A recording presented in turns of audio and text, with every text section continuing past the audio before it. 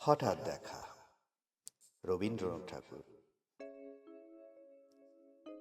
রেলগাড়ির কামরায় হঠাৎ দেখা। ভাবিনি সম্ভব হবে কোনোদিন। আগে ওকে বারবার দেখেছি লাল রঙের শাড়িতে, ডালিম ফুলের মতো রাঙা। আজ পরেছে কালো রেশমের কাপড়, আঁচল তুলেছে মাথায়, দোলন চাপার মতো চিকন গৌর মুখখানি ঘিরে।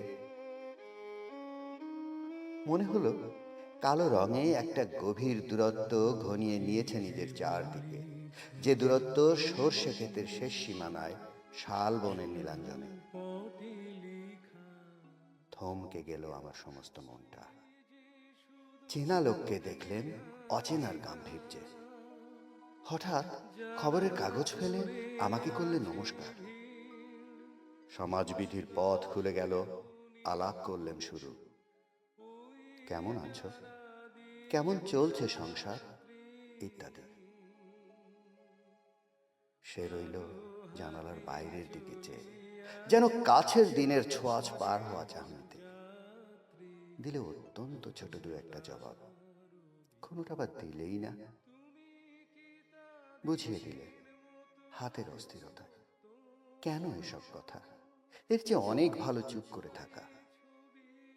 আমি ছিলাম অন্য বেঞ্চিতে ওর সাথীদের সঙ্গে।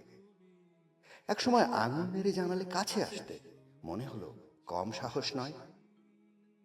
বসলুম এক বেঞ্চিতে। গাড়ির আওয়াজের আড়ালে বললেন মৃদু স্বরে, কিছু মনে করো না। সময় কোথা সময় নষ্ট করবার? আমাকে নামতে হবে পরের স্টেশনে। দূরে যাবে তুমি, দেখা হবে না আর কোনো দিন। তাই যে প্রশ্নটার জবাব এত কাল থেমে আছে, শুনবো তোমার মুখে। সত্য করে বলবে তো? আমি বললেন, বলবো।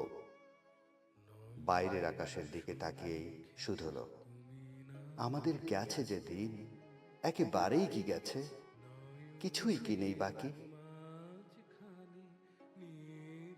একটুকু রইলেন চুপ করে, তারপর বললেন, রাতের সব তারাই আছে দিনের আলোর গভীরে। খটকা লাগলো, কি জানি বানিয়ে বললেন নাকি। ও বললে, থাক এখন যাও ওদিকে।